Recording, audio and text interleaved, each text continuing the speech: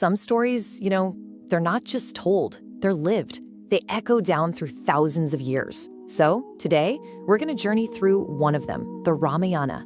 It's this incredible story of sacrifice, of devotion, and the timeless battle between good and evil. But maybe more importantly, between our best selves and our deepest flaws.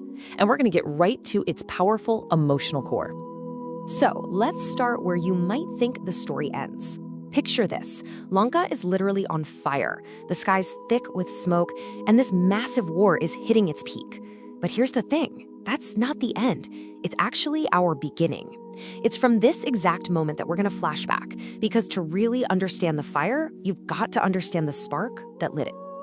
And before we dive in, let's just get one thing straight. Yes, this story is filled with divine beings and incredibly powerful demons, but at its heart, the Ramayana is a deeply human story.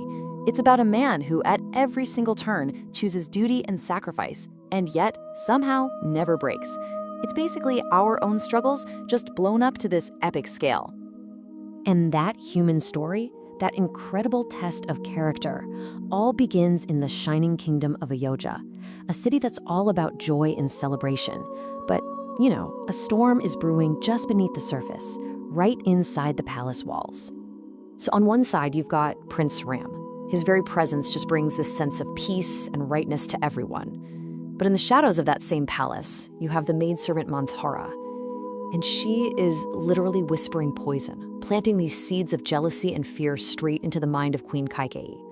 She's twisting a mother's love and setting something truly devastating in motion. So to honor some old promise his father made to Queen Kaikeyi, Ram just calmly accepts a 14-year exile from the very kingdom he was supposed to rule. There's no fight, no argument, just this quiet acceptance of his dharma, his duty to his father's word. And then, in this amazing show of loyalty, his wife Sita and his brother Lakshman refuse to let him face it alone. They choose the forest over the throne. And really, this one single act of sacrifice, it defines everything that comes next. They're willingly walking into this unknown darkness, choosing a path of pure hardship, because they have this unwavering belief that honoring their duty, their dharma, will in the end lead them to a greater light. But their exile, it's not some peaceful retreat, not at all. The forest is this wild place, full of demons, sages, and all sorts of hidden dangers. And it's right here, in the middle of nowhere, that the central conflict of this entire epic is about to ignite. So, what's the spark that kicks this whole thing off? It's an encounter with a demoness named Suparnaha. After she's rejected and then disfigured by Lakshman, her scream of pure rage and humiliation somehow travels all the way to her brother, the mighty king of Lanka, Ravan. That one scream starts a plan for revenge that will change absolutely everything. Ravan's trap is it's brilliant. It's pure psychological warfare.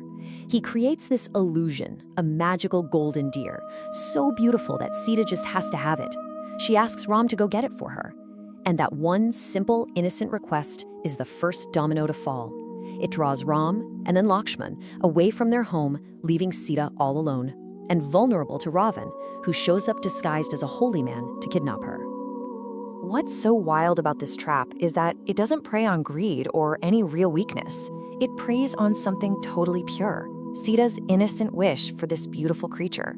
It's such a powerful reminder that our greatest vulnerabilities, well, they're often tied not to our flaws, but to the very things our hearts desire the most.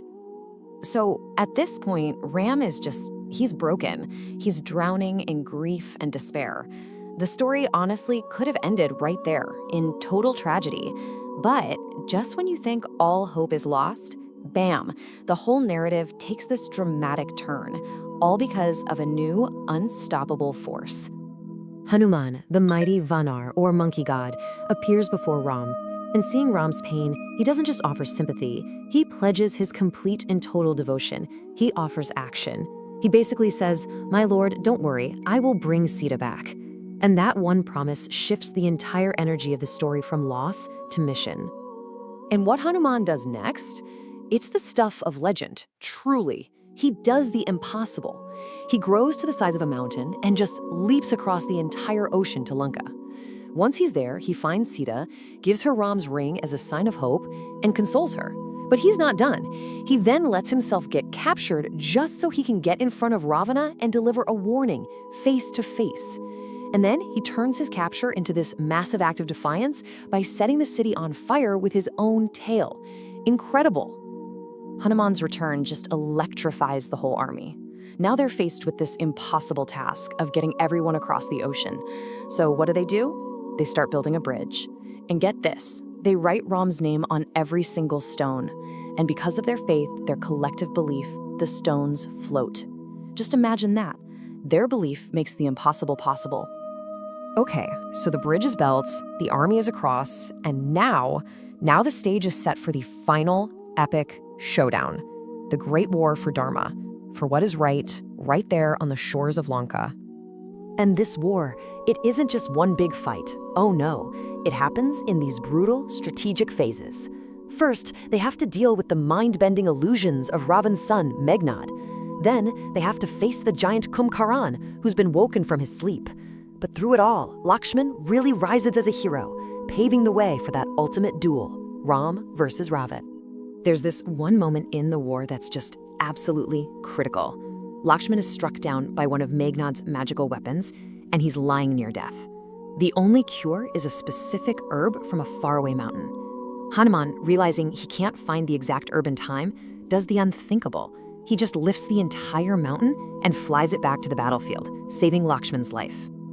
This incredible act of pure devotion just completely changes the game. It renews the army's spirit, and it saves one of its greatest heroes. Fired up by this miracle, Lakshman goes and confronts Meghnad, the master of illusion. And in this fierce battle, he shatters all the lies and deceit, proving that no matter how powerful a lie seems, it will always, always fall before the truth. So now, all his best warriors are gone. Ravan himself has to step onto the battlefield for one final cataclysmic duel. It's a battle of cosmic proportions, good versus evil, right there. In the end, Ram lets loose one single divine arrow that finds its mark, ending Ravan's reign and ending the war. But like we said from the start, every end is also a brand new beginning. And just like that, it's over. The conflict is resolved, the long, dark journey of sacrifice and war has finally come to an end, and our heroes can finally begin their journey back, a return to the light. After 14 long years, Ram, Sita, and Lakshman return to Ayodhya, and the whole city lights up with rows of lamps to welcome them home. A celebration that, we still know today as Diwali. Ram is crowned king, and he begins an era of perfect justice, peace, and prosperity, an era known as Rama Rajya. And that's really the ultimate takeaway, isn't it? The reason the Ramayana has stuck around for thousands of years is because it's this timeless testament to one powerful idea, that no matter how dark the path gets, how powerful evil seems, or how great the sacrifice, Dharma, what's right, what's true, will always, in the end, win.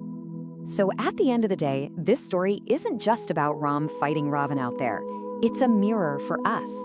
The epic survives because each and every one of us is fighting our own Lanka, our own inner demons, whether it's greed or ego or anger. And that leaves us with one last really important question to think about.